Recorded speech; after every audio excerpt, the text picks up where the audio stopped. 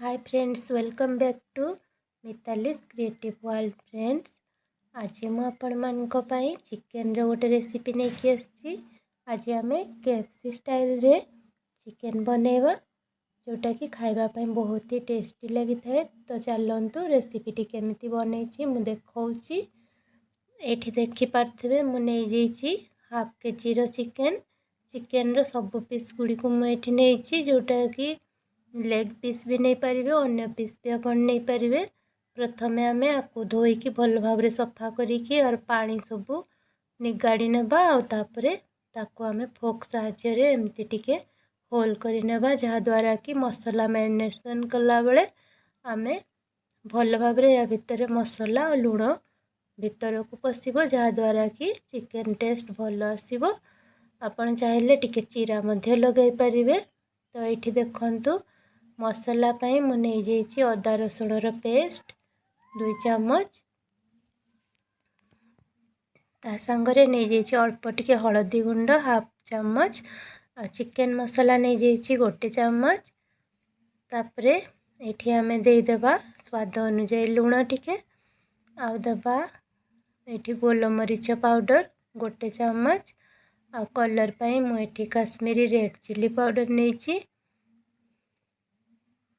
आउे ये मु फाड़े लेंबू को चिपुड़ी नौ। आपन चाहिए लेंबू जगार 1 चामच विनेगार मध्य दे पारिबे। तो आपको आम सबू मसला लुण भल भाव मिक्स करवा हाथ साहाय्य। मसला को गोले सारा 20 रु 25 मिनिट आपको आम फ्रिज भितर रखी नवा। तो ये मु नहीं जाइए 2 चामच मैदा देखिपे, आ सांगरे 2 चामच ये कॉर्नफ्लोर नहीं जाइए।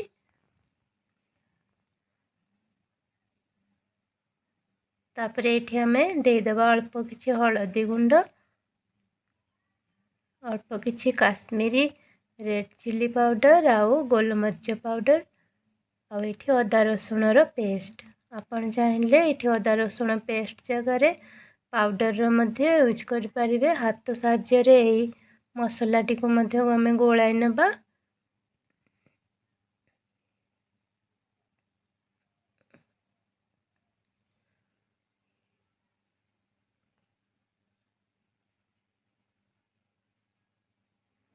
जहाँ जहाँ मसला आम चिकेन रे मैरिनेशन टाइम रे यूज करथिले से मसला गुड़ी को ये कॉर्नफ्लोर आ मैदा रे देदेबा, और लुण मध्य ये गोले नेबा।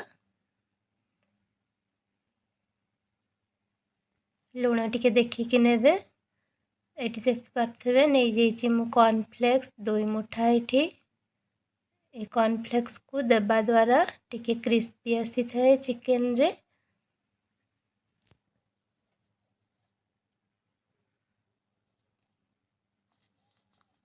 आपको मध्य आम भल भाव गोले नेबा ये मिक्सचर सह।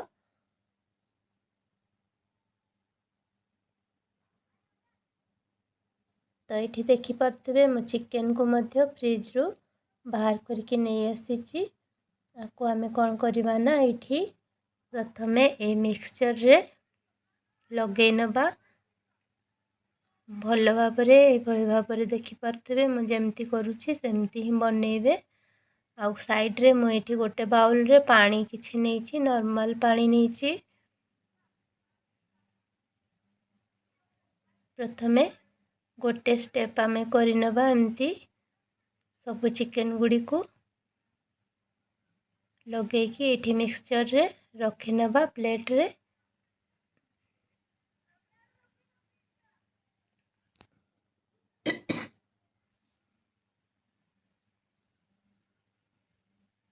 तापरे आमे गुड़ी को पुणी सेकेंड स्टेप रे आमे पुणी आउ थरे ये कॉर्नफ्लेक्स आउ ए मिश्रण सह आउ थरे आमे आपको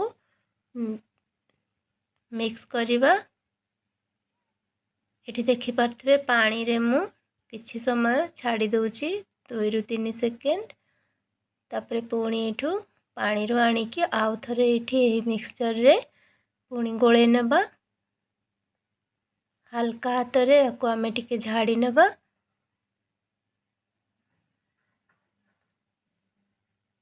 ये देखिपे एमती करने द्वारा चिकेन रे गोटे बहुत सुंदर गोटे क्रिस्पीनेस आसी थाए और चिकेन देखिबा पूरा केएफसी स्टाइल रही जाए।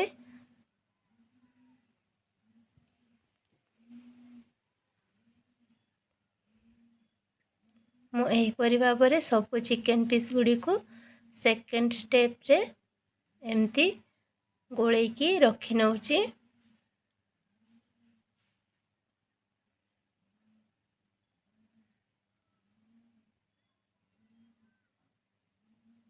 ये देखिपे देखा जाउथबो कैमेरा रे देखुथिबे एभଳି भाव में सब चिकेन गुड़ी को रखी नौची। तापर ये देखिपे तेल कड़े आमर गरम हो जाइए।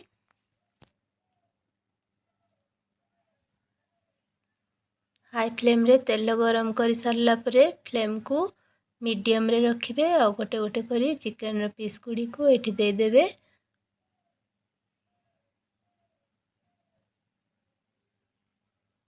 गोटे मिनिट हाई फ्लेम रे हला परे तापरे आमे मीडियम करनेबा फ्लेम को। ये देखिपे गोटे साइड हे आसिलाणी तो मुझे उल्टे नेउछि।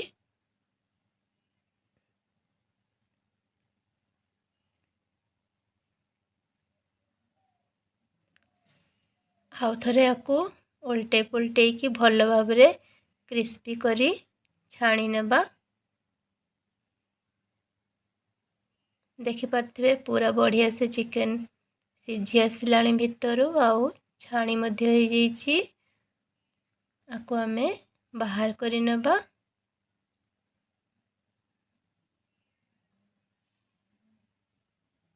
फ्रेंड्स रेसिपीटी खाइबा पई बहुत ही टेस्टी लगी थाए तो थरे एभଳି भाବରେ चिकेन बनातु और रेसिपीटी केमती लगला कमेंट बॉक्स रे जणेबे।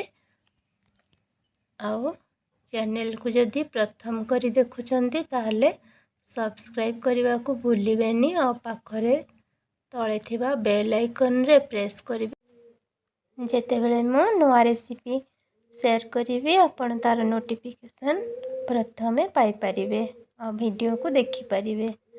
तो फ्रेंड्स जदि रेसिपी भल लगी थाए ताहले फैमिली फ्रेंड्स को सह शेयर करिवे। तो शीघ्र आउ गोटे रेसिपी नहीं आसबि सेतेबेले पर्यंत सुस्थ रुहंतु। आमर रेसिपी वीडियो देखिथिबारु बहुत बहुत धन्यवाद।